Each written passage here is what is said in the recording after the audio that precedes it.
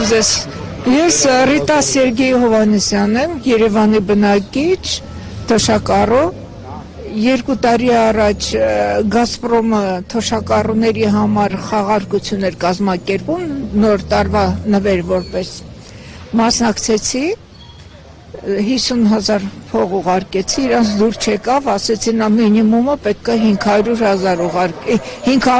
ուղարկեք։ Ուղարկեցի $500, անցավ ժամանակ, զանգեցին, ասին շահել եք $1,300 դարձել ձեր գումարը, այսքան գումար տվեք, որ ձեր գումարը հետ տանք, դա էլ տվեցի, հետո նորից տվեք, դա էլ տվեցի, այնքան որ դարձավ $1,300, ասեցի չեմ էլ կարող տալ, չտվեցի,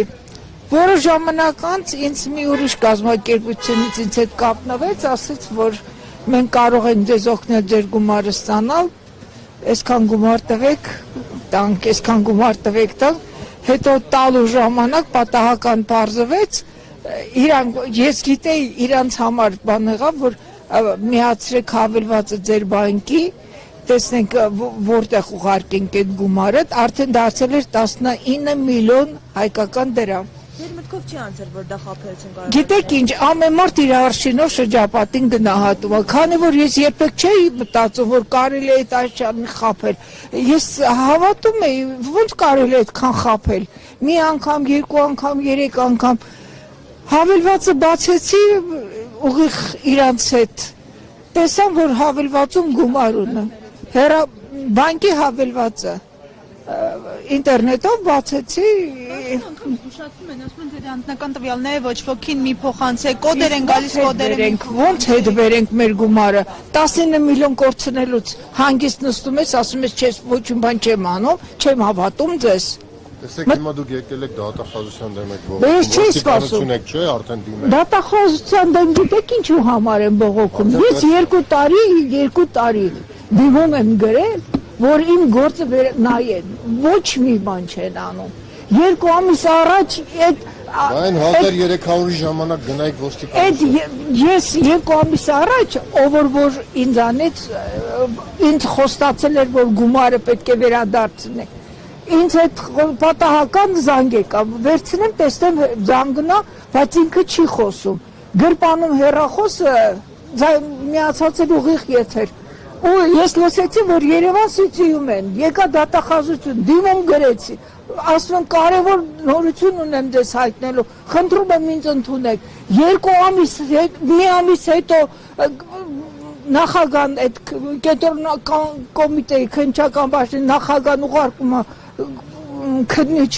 քննիչին 10 անգամ զանգում եմ չի պատասխանում, մի ամիս հետո էլ քննիչն է զանգում եւ քննիչի մոտ գնում եմ արդեն այդ հանցագործը խոչեր կանգնելու Երևան Սիթիում սպասել թե 2 ամիս հետո մեր օրգանները երբ պետք է գան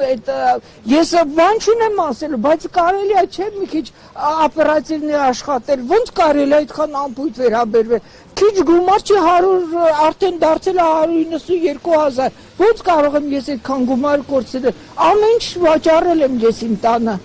ամեն ինչ մեքենա գարաժ ոսկեղը նույնիսկ տան սպասքն եմ վաճառել որ տան որ իմ գումարը հետ վերադարձնեն բացի դրանից բանկերում վարկեր ունեմ ես թոշակով չեմ կարողանում այդ վարկերը փակել հիմա ֆրանսիական կազմակերպության մի հատ յուրիստ խոստացել է, որ ինձ վերադարձին այդ գումարը, սա փաստաթղթերը որ խոսում են պարկեշտ մարդիկ են թվում, ամեն ինչ դիմել դատախազություն, ինչու հենց հիմա։ 2 տարի դիմել եմ, ինչի հիմա, 2 տարի, դե հետաքրքրվում են իրանք, զբաղվում են։ Հիմա այսօրվա ակցիան ինչ կփոխվի։ Դե պարոն Կարագոզյանը առաջարկել է, որ նախկին Հայաստանում հայտնաբերվել է խումբ հանցագործների, որոնք այդ գործով են զբաղված։ Լավ, հիմա խո ես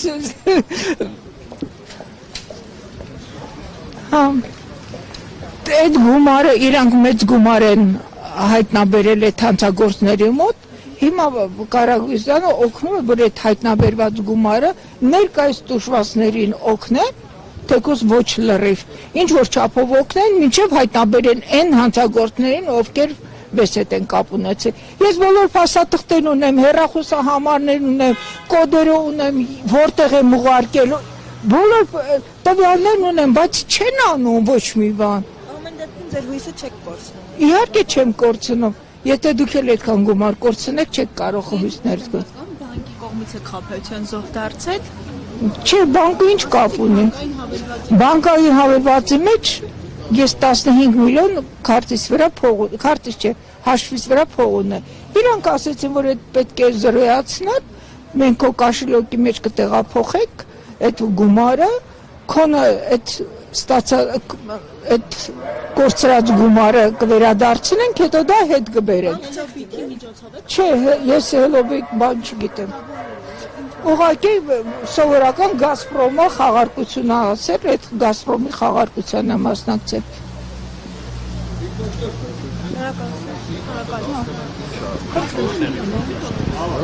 Եկեք այստեղ կանգնեք։ 463 դոլար։ Բանալեք մի փոքր ձախ կանգնեք, ինքնա չկդացել։